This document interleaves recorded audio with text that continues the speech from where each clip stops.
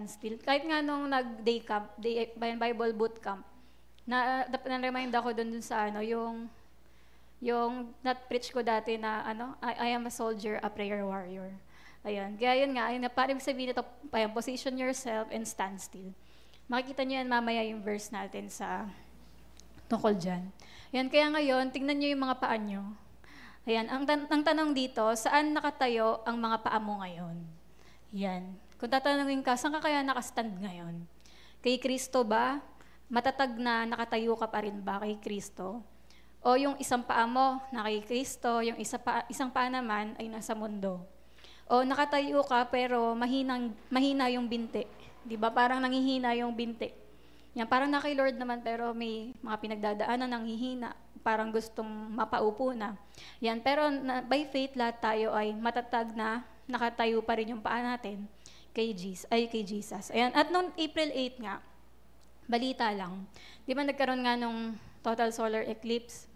Tapos, di ba, pag sinasabi kasi na tungkol sa moon, ano yan eh, tungkol sa Israel talaga, yung pinaka-meaning. Kasi, di ba, binigay sa kanila yung mga, yan, yung sinabi yung moon, magiging tanda siya. Di ba, ibig sabihin may gagawin ng Panginoon.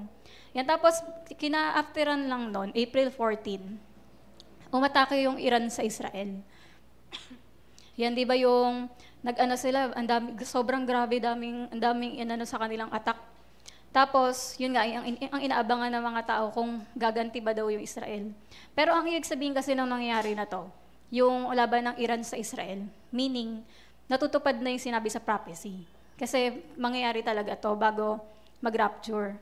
Ayan, tapos yun nga, di ba, sinabi rin dito na, tsaka yung, ang sinasabi pa doon, naalala nyo yung tinuro last year, yung December ba yun, na kapag daw tumulong na yung Russia sa Iran, doon na tayo kabahan dahil, hindi naman kabahan, ibig sabihin mag-prepare ka. Hindi rin tayo natatakot kundi naiisip natin na maghanda, di ba? Naghahanda tayo kasi malapit na tayo ma-rapture, di ba?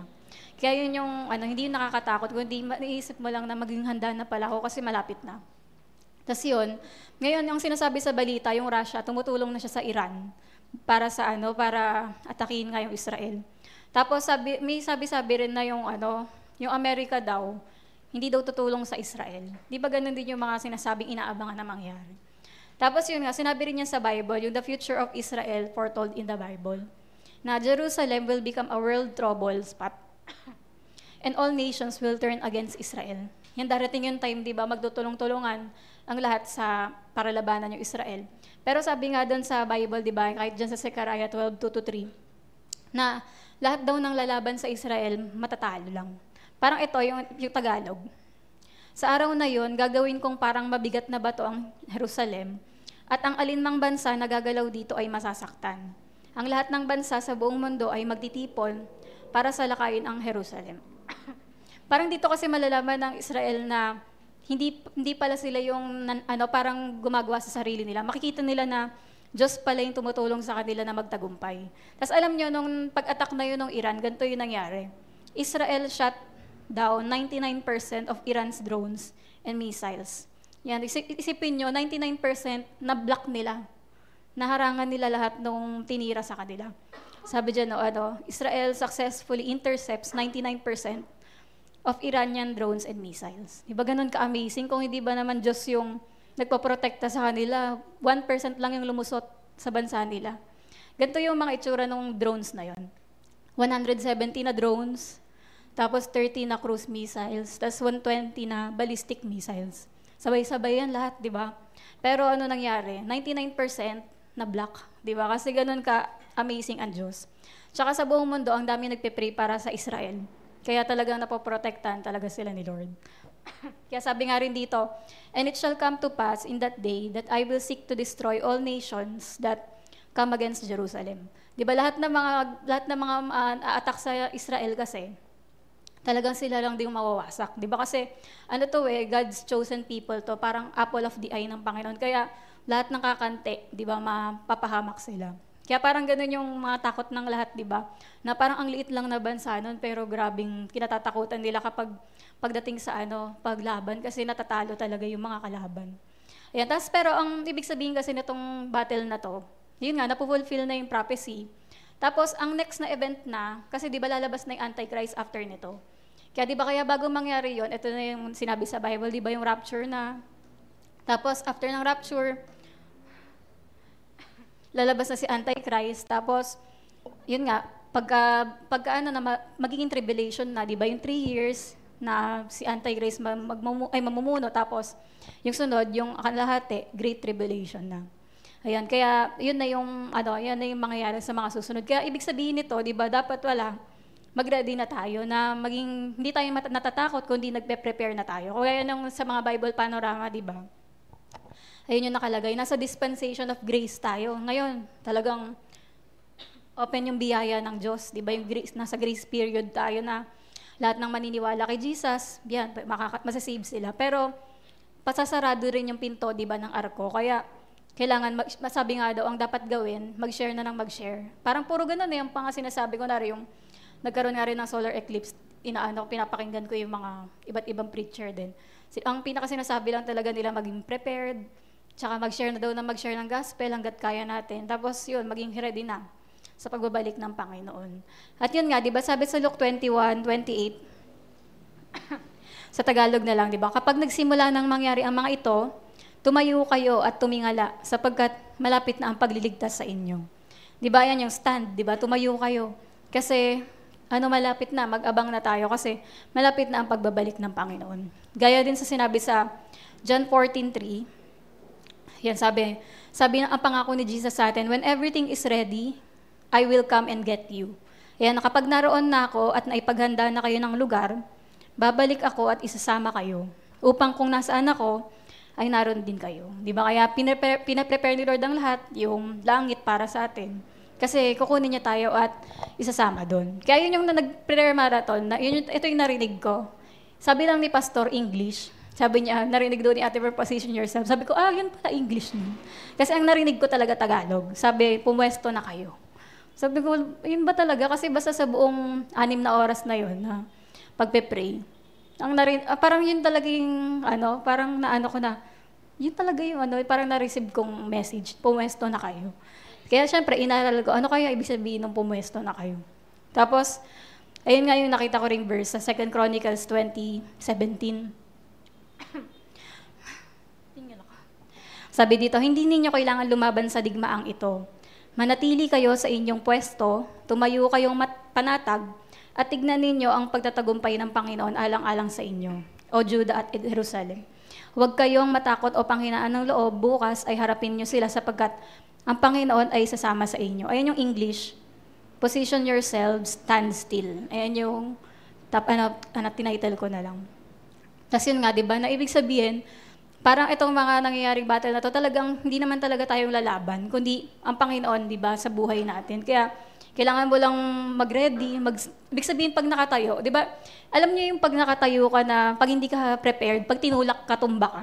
Pero kapag sinabing, pwesto, talagang, pagka tinulak ka, matigas ka kasi nakatayo kang mabuti, di ba?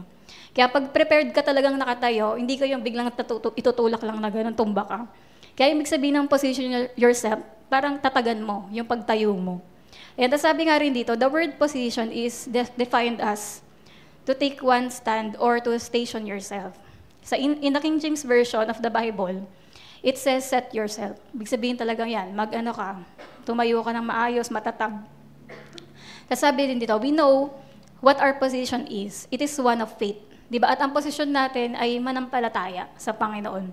It is one of the steadfast, determined faith that refuses to move off God's word and God's promises to us. Ibig sabihin, alam niyo yung kanta na, standing on the promises of God, of Christ my King. Diba? Parang standing ka rin sa promise ni Lord na babalik siya.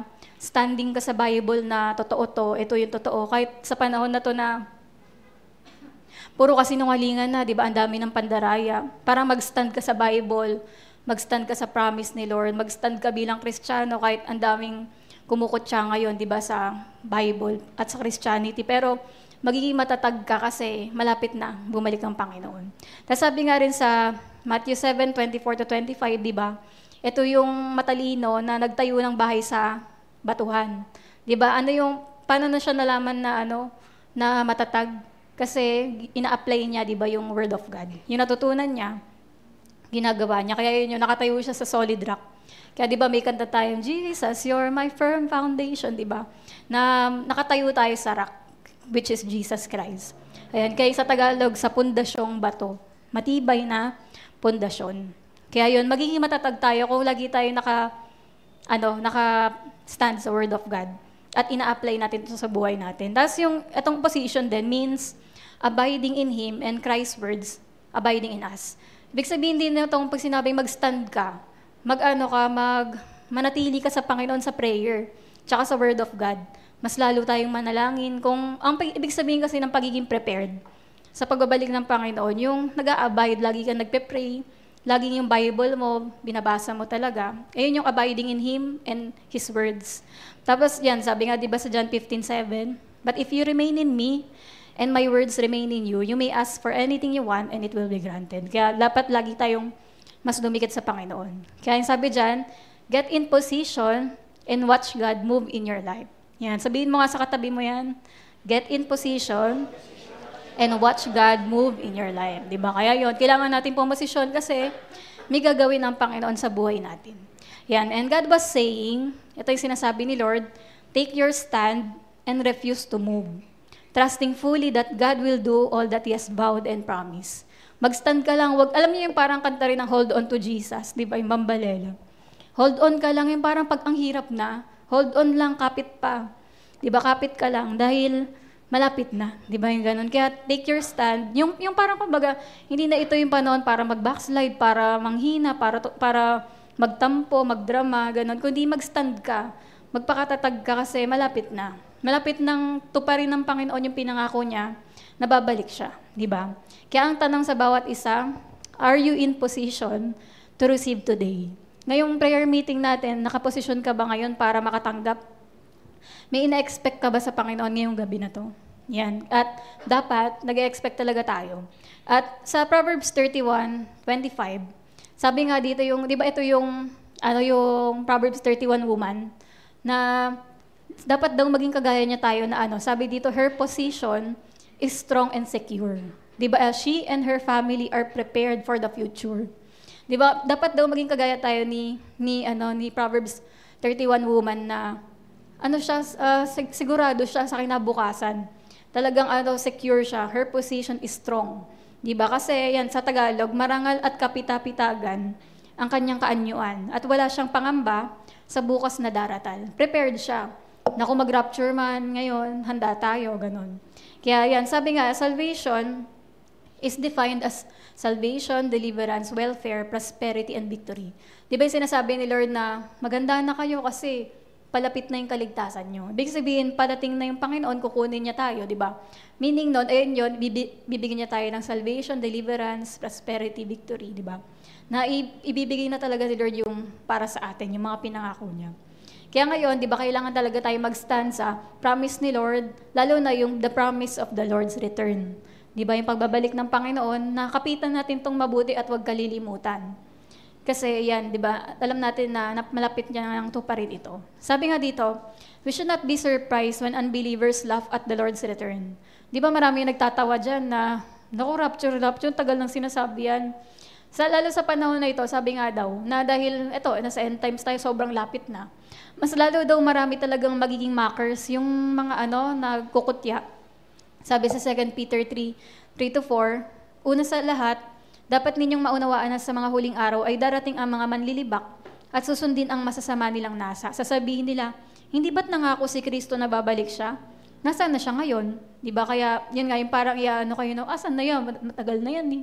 Di ba? Parang ganun. Pero, yun nga, di ba, na kailangan tatandaan natin na yan, ganyan talaga yung mangyayari sa mga huling araw bago dumating ang Panginoon. Maraming mockers. Kaya sabi dito rin, avoid the dangers of two extremes. Yan, pero i-avoid natin tong dalawang extreme patungkol sa pagbabalik ng Panginoon. Ang isang extreme dyan, yung masyado kang concern sa date. Uy, sa May 22 na daw yung rapture. Di ba? Kaya wag kayong absent. Sa buong May, maging active na tayo. Ha? Hindi tayo maniniwala sa mga nagsasabi ng date. Yan, at saka masyadong concern sa mga science and parang ganun, parang doon na tumakbo buhay niyo. Kundi, hindi dapat ganun. Kailangan balance na habang nag-aantay tayo kay Lord, naglilingkod pa rin. Ayoko na mag-outreach, dito na lang ako sa bahay. Kasi malapit na mag-rapture eh. Di ba? Hindi pwedeng kailangan tuloy-tuloy pa rin tayo. Tapos yung Isa pang extreme dyan, yung to ignore the promise of His return. Yung ano naman, parang in-ignore mo na magra-rap, tagal na sinabi yan. Ganun. Kaya hindi naman ganun. Kundi dapat talagang habang nag-aabang tayo ay talagang may ginagawa pa rin tayo. Tsaka hindi mo nililimot na talagang babalik ang Panginoon. Tapos sabi nga, the Bible is clear that the return of Christ is a promise that can be counted on. Di ba? Naniniwala ba kayo na tutuparin ni Lord yung pangako niya? Amen. Dahil sinabi niya talaga yan. Tapos, sinabi rin ni Jesus sa John 14:3, di ba? Kagaya kanina, nasabi niya, if I go and prepare a place for you, I will come back and take you with me, that you also may be where I am. Kukunin ko kayo kapag nahanda ko na lahat. Kasi yun nga, di ba? Na ninaayos lang ni Lord ang lahat, pero pinangako niya na babalik siya. And this literally reads, I come again. Ang ibig sabihin niyan, I come again, His coming is meant to serve as a comfort to the disciples. Kaya, hindi tayong mga naniniwala kay Jesus, hindi tayo para matakot, kundi mako-comfort ka na finally, yung matagal ko nang pinapaniwalaan, mangyayari na. Diba? Parang sipin nyo na, ay nagrabe ito na parating talagang Panginoon, na natutupad na lahat, diba? Na mga sinabi ng salita ng Diyos. Ayan, kaya sabi nga, the one who said, I go, is the same one who said, I come. Diba? Kaya naman sinabi niya, na aalis siya, diba? Nung nag-ascend siya, pero sinabi niya, babalik ako. Kagaya dun sa Acts 1:11, sabi ng mga anghel, diba? After umakyat ni Jesus sa langit, sabi niya, kayong mga taga-Galilea, bakit nakatayo pa kayo rito at nakatingala sa langit? Si Jesus na inyong nakita na dinala pa itaas, ay babalik dito sa mundo. Diba? At kung paano siya pumaitaas, ganyan din ang kanyang pagbalik. Kaya kung paano umakyat si Jesus ng ganon din, babalik siya. Diba? Kaya, yun, kaya nga, diba, pag nasa itaas kasi, kaya sinabi sa Bible, every eye shall see Him. Kasi pag tumingala ka sa taas, diba, makikita ng lahat yun. Kasi ganon din yung pagbaba ni Jesus. Ayan, kaya sa sunod, ay sa Hebrews 9:28, diba, sinabi dyan, ganon din naman, minsan lang namatay si Kristo nang inihandog niya ang kanyang sarili para alisin ang kasalanan ng mga tao. At muli siyang babalik dito sa mundo, hindi na para akuin muli ang kasalanan ng mga tao, kundi para iligtas ang mga taong naghihintay sa Kanya. Kaya kung naghihintay ka sa Panginoon, babalik siya para sa'yo. Pero kapag hindi ka na naghihintay, nako, baka yun yung mga maiiwan na sa rapture kasi hindi na sila nag-aantay. Lagi yung mga nagsasabi, yung tagal na yan tagal na tinuturo yan. Pero para doon sa mga nag-aantay kay Jesus, babalik siya. Sabi rin sa Hebrews 10:37, sapagkat sinasabi sa kasulatan, sandaling panahon na lang at darating na siya, hindi na siya magtatagal. Di ba? Kaya tandaan natin talaga na niready na ng Panginoon. Tsaka di ba, ganoon talaga nasa panahon na tayo ng yung tayo na yung makakakita ng rapture sa panahon natin na to. Ito na yung time na yon. Kaya pinakamapalad daw sa lahat talaga yung makaka-experience ng rapture. Di ba? Kasi hindi na tayo makakaranas ng kamatayan. Kasi makikita pa natin yung gano'n na yung promise ni Lord na yon, di ba? Yan, matagal nang inabangan ng lahat yun. Kagaya nga sila Billy Graham, di ba? Ayaw niya pamamatay kasi gusto niya daw sana raptured siya, raptured saint. Yun. Pero tayo, mapalad tayo kasi bata pa tayo. Makakasama tayo, di ba, sa rapture. Kaya sabi nga, when is He coming? Binigyan tayo ng 3 noteworthy signs to let us know that His return is right around the corner. May 3 sign, di ba, na kung kailan siya darating. Yan. Una, destructive deception. Na pagbago dumating ang Panginoon, talagang laganap ang mga mandadaya, magtuturo ng mga mali, may mga manghihikayat sa mga tao na tumalikod sa Panginoon, ganyan, na babaluktutin yung mga katotohanan. Kaya kung ayaw natin madaya sa panahon na to, dapat basahin natin at aralin ng mabuti yung mga Bible natin. Kasi kahit mga dating mga Kristiyano, nakakalungkot na nag-backslide, di ba? Kasi nag-backslide sila kasi hindi na nila binasa yung Bible nila.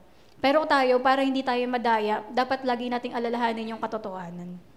Kaya sabi nga sa Matthew 24:4-5, sumagot si Jesus, mag-ingat kayo upang hindi kayo madaya ni numan. Sapagkat marami ang darating sa aking pangalan at sasabing sila ang Kristo at marami ang kanilang ililigaw. Kaya di ba parang maano ko talaga na, sa mga may alam ng Bible, kapag nakikita ko yung mga ganong balita sa isip ko, grabe. Parang grabe, Lord, bakit ganito karami yung nadadaya? Ganon karami yung umaattend, ganon karami yung, basta yung mga nadadaya sa mga tinuturo. Parang maiiyak ka na lang talaga. May time na isang araw na iyak ako dahil parang, Lord, grabe naman, ganito karami yung nadaya. Parang ganito karami yung nakikinig sa gantong mali, ganyan. Kagaya nga, di ba, yung marami nga magpapakilalang Kristo. Gaya nito, sinasabi nila na sila daw si Jesus. Sample pa lang yan ng napakarami. Ang daming Jesus Christ na nagkiklaim. Dito sa bansa natin, meron din tayo, di ba? Si Kibuloy, di ba, siya daw ang anak ng Diyos, siya nga ang Diyos. Ganon. Kaya, habang nag-aabang tayo sa pagbabalik ni Lord, dadami magsasabi, ako si Jesus Christ. Di ba? Ganon. Kahit yung lasing na napabalita, napanood niyo ba yun? Yung sabi, I am Jesus Christ. Pero naka-drugs, di ba? Kaya parang grab. Kaya parang sabi niya, akin lahat ng kaluluwa niyo. Di ba? Ganun. Nakakatawa. Pero yun nga, di ba? Marami talaga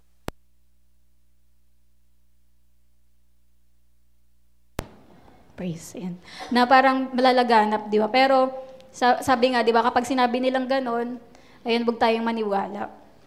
Dahil hindi ganyan yung pagbabalik ng Panginoon.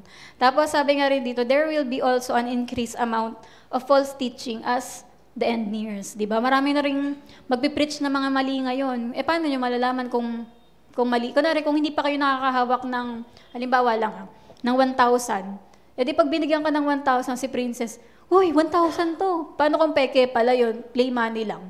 Tapos, tuwang-tuwa siya, nag-grocery siya, biglang nung magbabayad na, peke ito, ma'am. Ano bang ginaan nyo?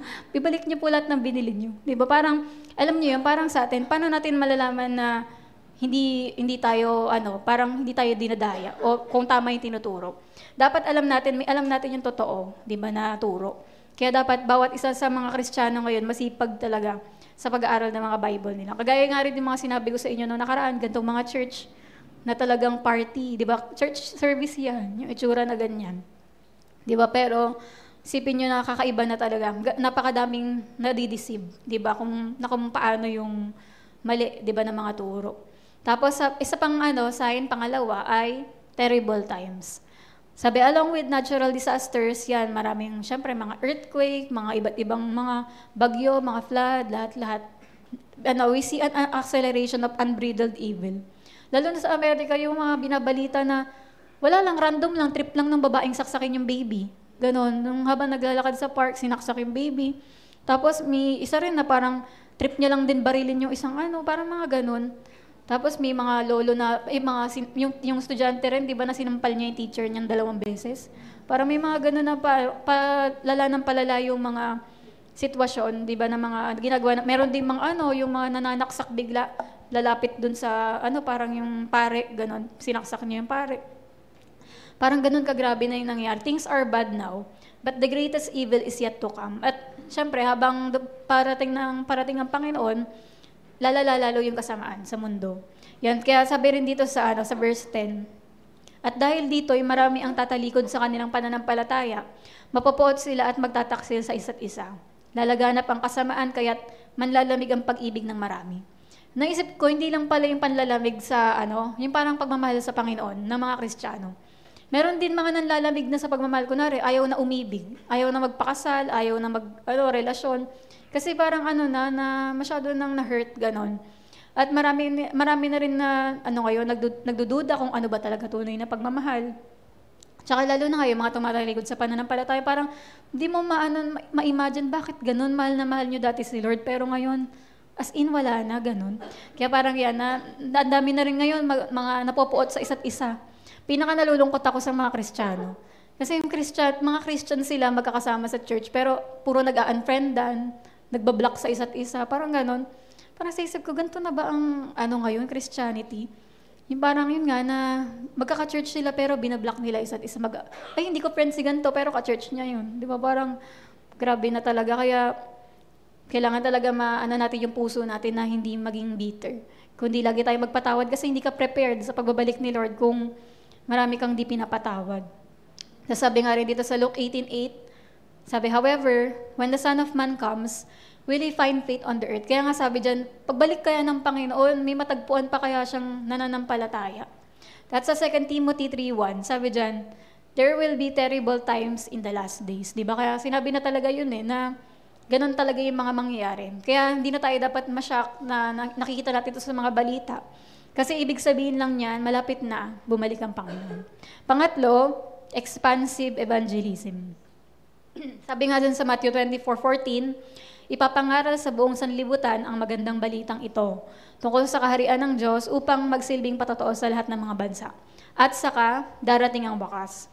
Kaya di ba na, yan yung pag na-share na sa buong mundo, sa mga tao, pero ang ibig sabihin talaga nito, the word nations in this verse, hindi ibig sabihin na bansa, kundi ang ibig sabihin niya, political entities but to the various people groups. Alam niyo yung pag sinabing people groups, grupo ng mga ganitong tribo ng mga ganyan.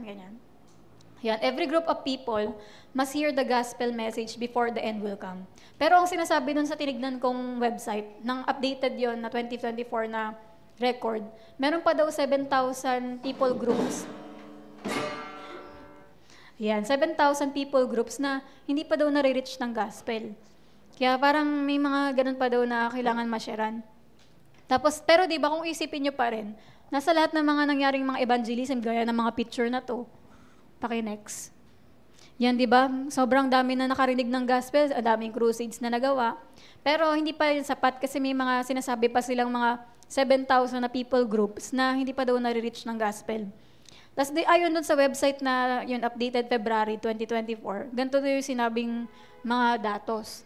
Yan, na ang mga Kristiyano daw sa buong mundo ay 2.6 billion worldwide, kasama na Catholic, Protestant. Tapos, tayo ay 32% of the world population. Sa buong mundo naman, pinakamarami daw ang Christian, 32%. Kasi mas mababa yung Muslim dyan. Pangalawa Muslim, Islam. Tapos, sabi nga dyan, this may surprise many, but Christianity is growing around the world and is growing faster than the rate of population. Sinasabi ko na rin to sa inyo para maisama natin sa prayer. Na ganun pala, Lord, maabot na po yung 7,000 na people groups pa. Yan, pero mabilis naman daw ang paglago ng Christianity. Sabi dito, what missions money is used to reach the unreached. Pero ito yung nakakalungkot daw. Ang mga Kristiyano daw, talagang 1% lang daw ang ibinibigay para sa mission. Kaya daw pala ang bagal ng ma-reach ng mga ibang tao. Kasi 1.7% lang ng missions giving ang napupunta sa mga unreached people. Tapos estimated 28 billion yan. 1.7% lang of 75 billion for general mission. Basta, ang ibig sabihin nito, sabi daw, kung kumita ang isang tao ng $100,000,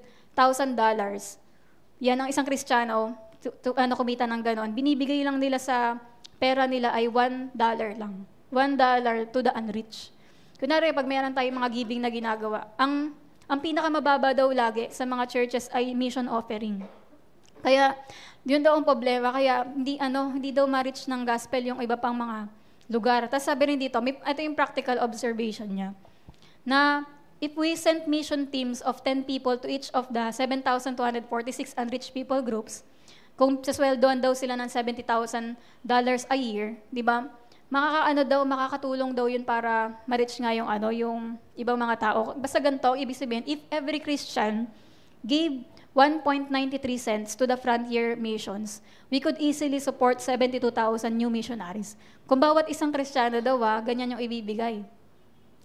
Magkakaroon agad ng 72,000 na bagong missionaring masusuportahan. And if every Christian gave just 1% of their income to the frontier mission, we could support another 10 million missionaries. Pero ang problema, hindi nga nagbibigay daw. Meron pa siyang sinabing percentage doon ng parang giving na binibigay ng bawat. Ito yung kita ng lahat ng mga Christians, tas ang binibigay lang sa church, ganito. Kaya parang ngayon, kaya pala ganun pala sa buong mundo. Tas yun nga, pero ang kinaganda naman dito yung sa may Bible. Ang total language daw sa buong mundo ay 7,394 languages.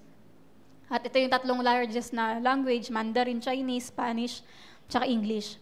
Tapos yung mga Bible translation na nagawa, 736 language, ang merong full Bible. Ibig sabihin, meron silang Old and New Testament.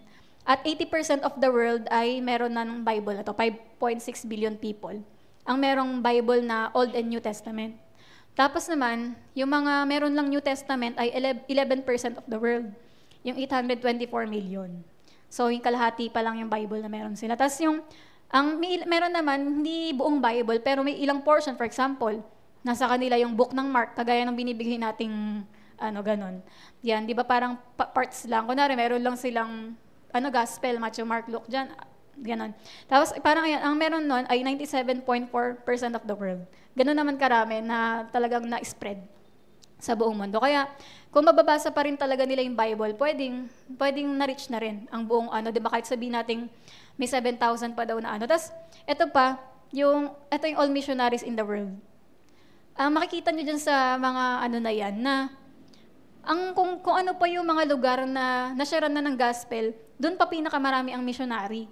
343,000 missionaries, doon na-reach na. Pero yung mga missionaries in the unevangelized na mga lugar, 86,000. Pero yung mga missionaries doon sa hindi pa talaga nare-reach, 15,000 lang. 'Di ba? Kaya mas lalong nagsama-sama yung mga missionary doon sa mga mga na-reach na ng gospel. Kaya kulang na kulang yung mga ipapadala doon sa mga hindi pa talaga nakakarating ang gospel. Kaya sabi nga dito, is God to blame for not calling people to missions? Si Lord ba dapat sisihin kasi hindi siya tumatawag ng mga taong mag-mission? Pero ang sabi nga diyan, kung susunod lang daw yung bawat Kristiyano na maging missionary sa lugar kung nasan sila, ang dali daw sana ma-reach na ang gospel ng buong mundo. 'Di ba? Napakaliit na bagay lang daw nito. Kaya lang ang problema nga, ang dami daw disobedient na mga Kristiyano na hindi sila nag-share sa paligid nila. Kaya sabi nga itong quote nito ng website na yun, sabi, reaching the world with the gospel is not a resource problem.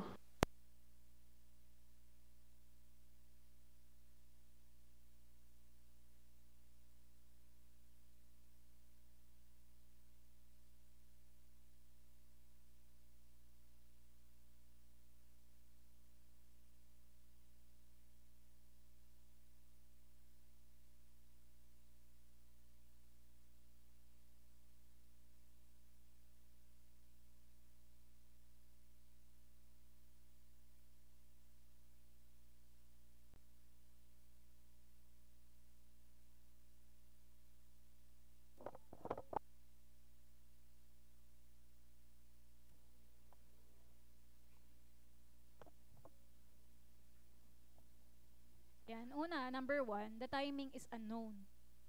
Siyempre, hindi natin alam, gaya ng sinabi sa Matthew 24:36, ngunit tungkol sa araw at oras na yon ay walang nakakaalam.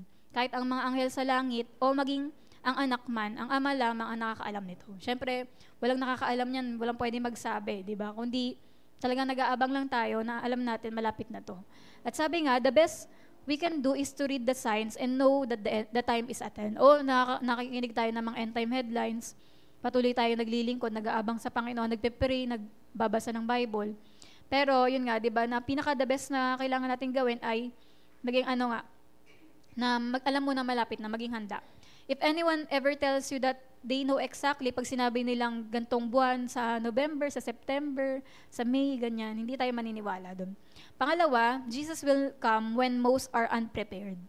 Pero ang talaga dito, tandaan niyo yun, na ang babalik ang Panginoon sa time na hindi na prepared yung mga tao. Kapag siguro, yun nga, yung mga iba na pagod na mag-antay, paano yan, di ba? Sabi ng Matthew 24:37-41, ang pagdating ng anak ng tao ay tulad ng panahon ni Noe.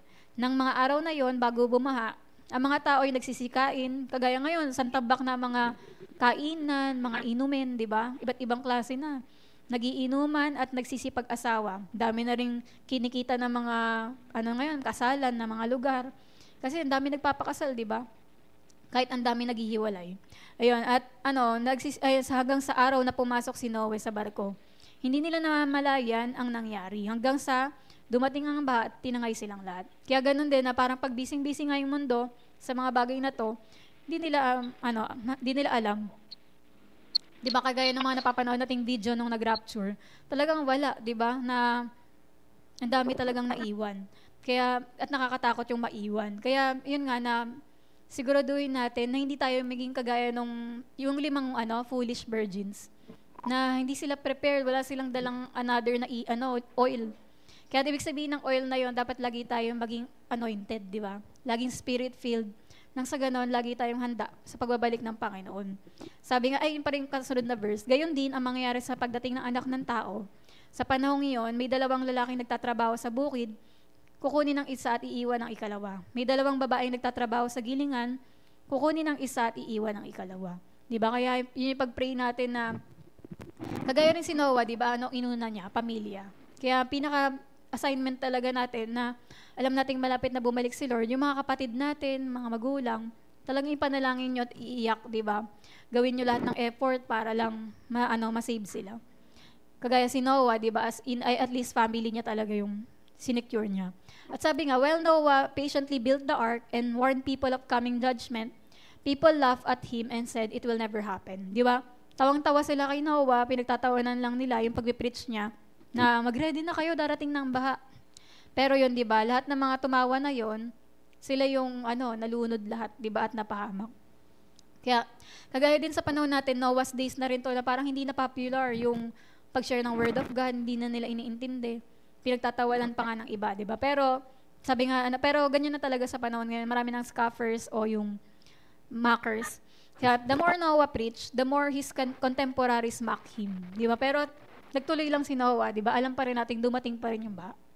Ganon din sa atin, just as the ark saved Noah, even so, Jesus Christ is the ark of safety, di ba? For those who believe in Him. Kaya, ganun pa rin, yung arko pa rin, ito pa rin yung open pa rin siya, yung dahil nasa grace period tayo, yan, dispensation of grace, lahat ng whosoever believes, lahat ng maniniwala, maliligtas sila. Pero, darating yung time din, di ba? Sasarado pa rin yung pinto. Kaya naman dapat, doon tayo maging prepared na dapat lahat ng mga gusto mo masave.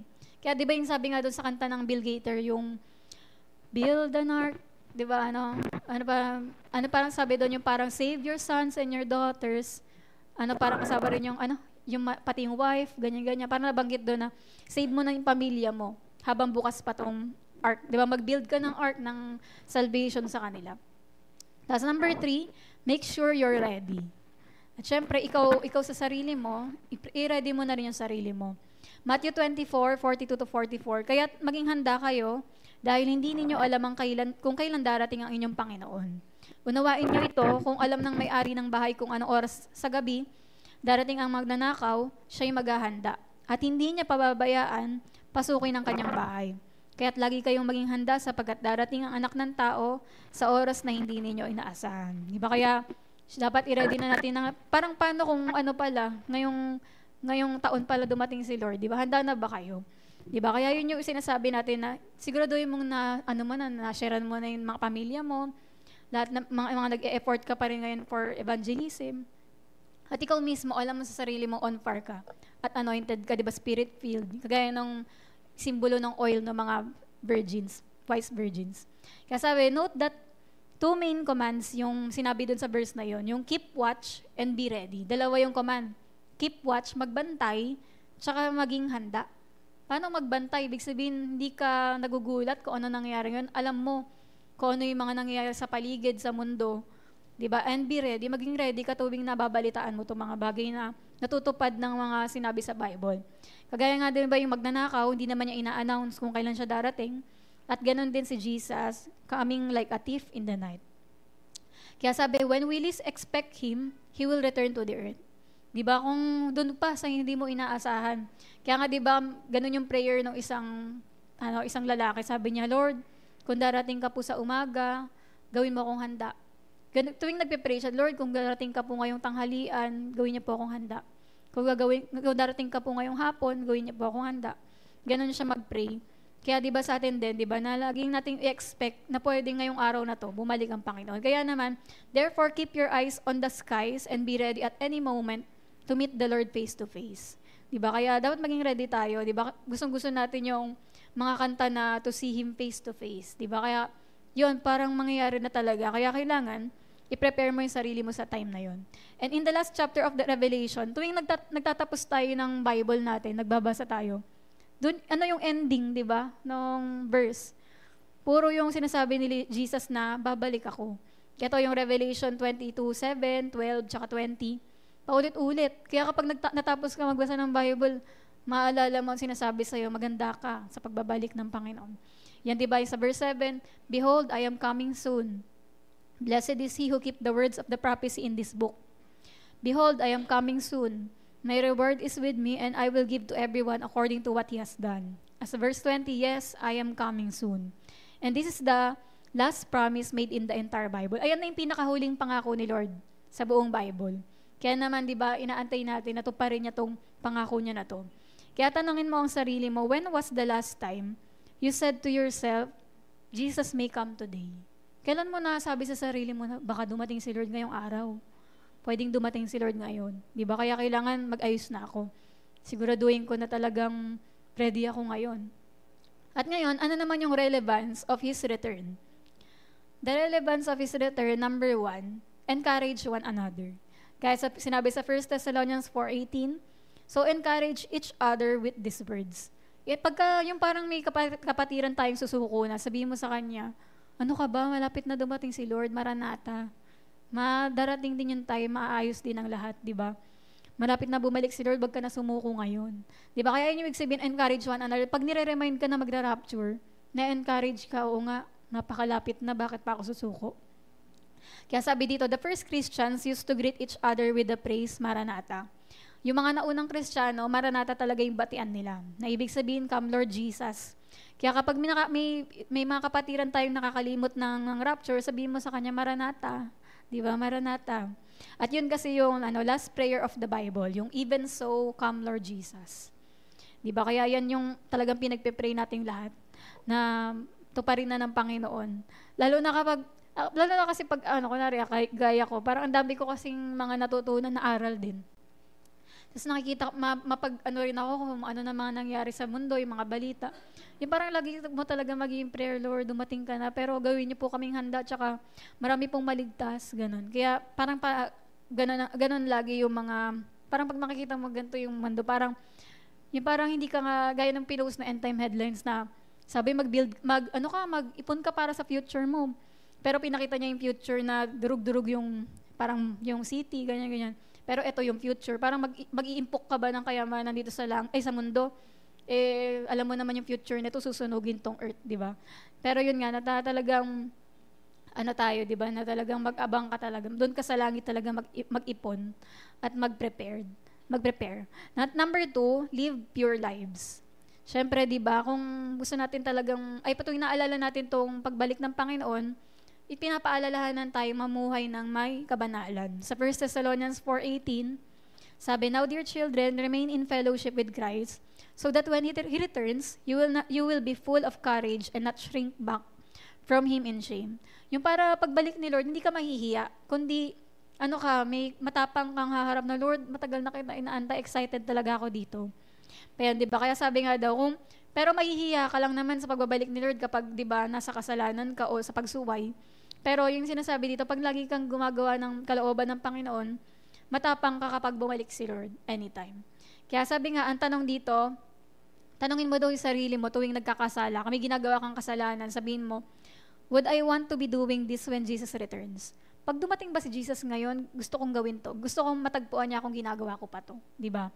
Wouldn't it be terrible to be ashamed when Jesus comes back? Nakakahiya ba tong ginagawa ko ngayon pag bumalik si Lord?